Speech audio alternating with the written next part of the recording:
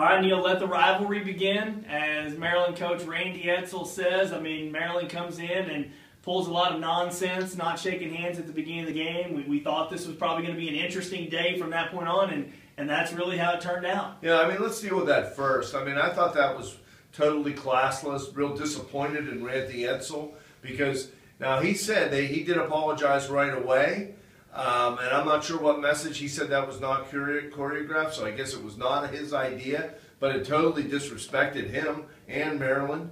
And I think really it's a shame because it was an otherwise really good performance by Maryland. They're going to have to end up explaining some of this as the week goes on, I'm sure, even though they're off. They also, created a scrum. You've seen this a couple times. I think teams are trying to intimidate Penn State, maybe because they don't have as many players. Akron tried it too. Ohio State reported right to their bench. And that's usually what most teams do. So you don't see that often. And then to not shake hands, I've never seen that. Never seen it at any level. Imagine that. I just think it's something that the Big Ten should issue some sort of a public reprimand, maybe when they get done sorting out their replay machines. Well, what's fascinating is Penn State's special teams and offense really played so poorly today, and yet they were still in the game and had a chance to win with 3 minutes to go.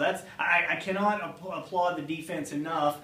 But, there were some situations where the defense didn't get off the field when they needed to. But my goodness, you're asking this defense to do everything because the other two units are struggling so badly. Yeah, no question about it. I mean, I think when you look back in history at the effort that you're getting from these Penn State football players, even though they're struggling clearly on I mean, the kid that fumbles the ball is a true freshman returner, and you're dealing with walk-on punters. I think when you look back at the effort you're getting from these 3 to 4 years during these sanctions, has been incredible. No doubt. But again, you have a 24-yard punt from deep in your own territory. You fumble the ensuing kickoff after Maryland kicks a field goal, and then they take the lead. I mean, when you're shooting yourself in the foot like that, you can only expect to get away with it so often. Yeah, I mean, the fact that they're even in the game. You give up 6 sacks, you fumble 4 times, you make 4 turnovers, you get penalized 8 times, and yet you still have a chance to win. Yeah. What does that tell the rest of the league? Now, of course, Michigan's program's in disarray, but what does that tell the rest of the league when you finally do get enough players in here and you can coach them up?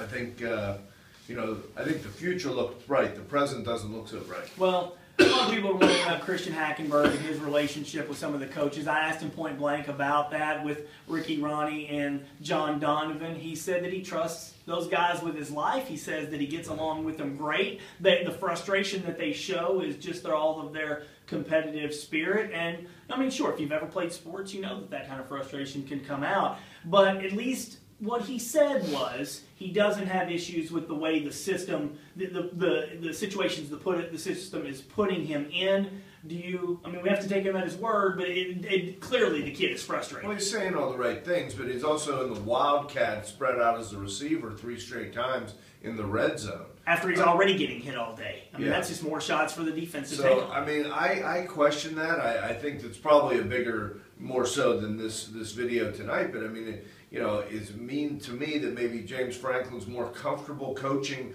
a running option type of a quarterback. Right. To put Hackenberg in that situation, I do question that. This is a real test for Christian's leadership ability. He obviously has a bright future beyond Penn State.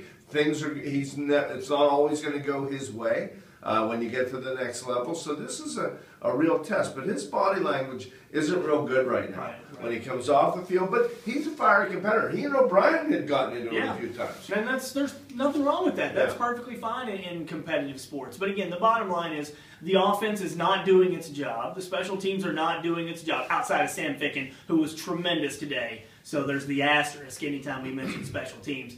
But again, when you're going to struggle this badly in 2 out of 3 phases of the game, I mean, can they get to 6 wins, Neil?